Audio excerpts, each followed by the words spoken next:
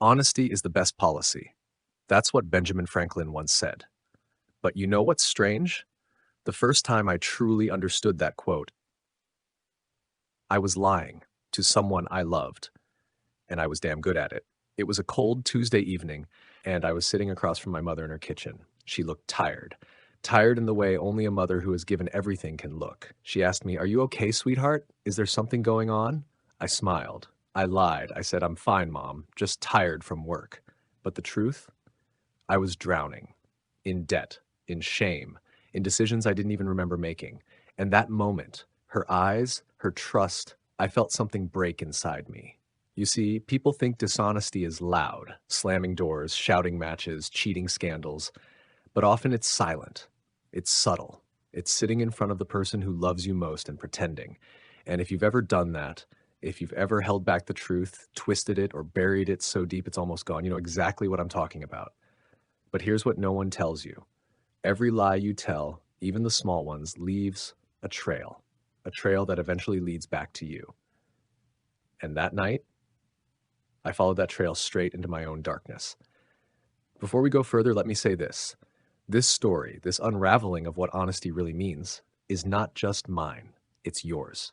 It's the story of every person who's ever chosen silence over truth, comfort over confrontation, fear over courage. So don't go anywhere, because what I'm about to share with you may not only change the way you see honesty, it might change the way you see yourself. Subscribe now. Stay with me. Because when we dive into the heart of truth, we also face the shadows we've tried to hide from.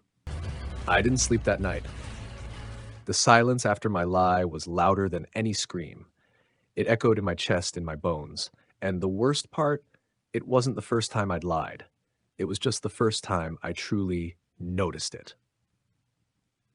See, lying, especially to ourselves, becomes a habit. It starts small. I'm okay. I'll start tomorrow.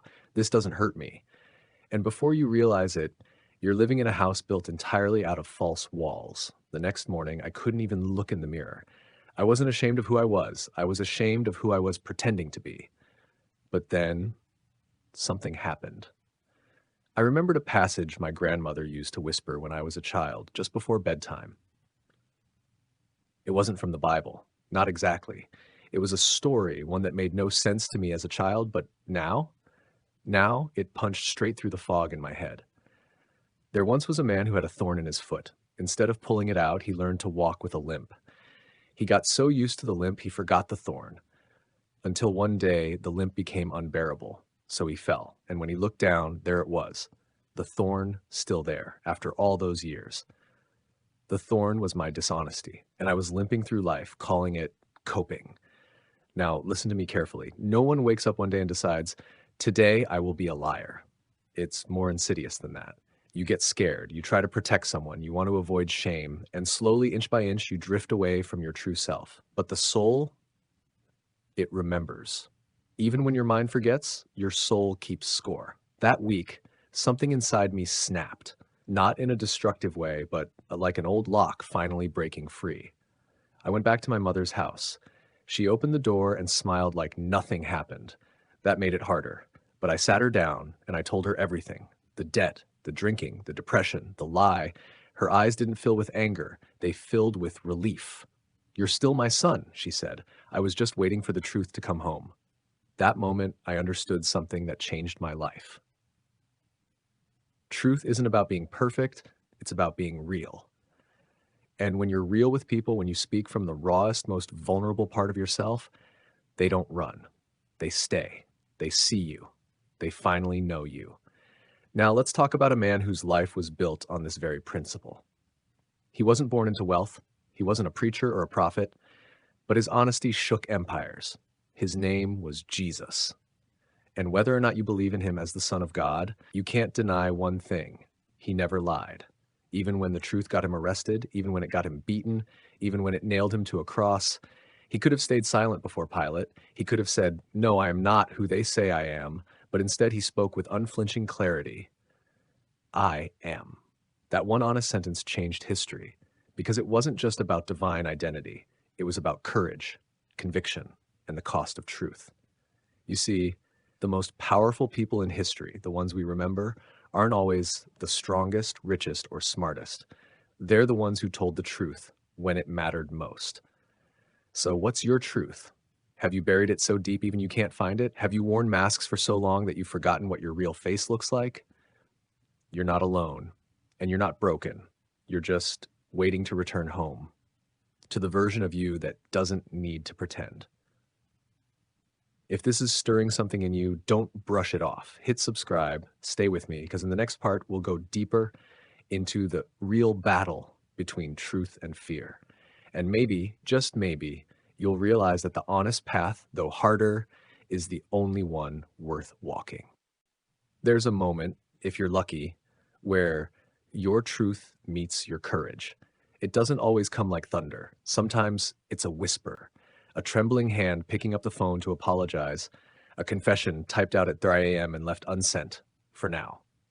A long look in the mirror and the whisper, I can't live like this anymore. That moment came for me 2 months after I came clean to my mother. I was standing outside the office building where I'd once worked. I'd returned, not to reclaim my job, but to repay the debt I owed them. The same job I left in shame. The same place I once walked out of, full of lies. I walked in, hands sweating, heart pounding. I asked to speak to the manager, and when I looked him in the eye, I didn't beg, I didn't defend, I told him the truth, all of it, no excuses. I offered to pay back what I owed. I expected mockery, maybe even rage, but instead he sat in silence.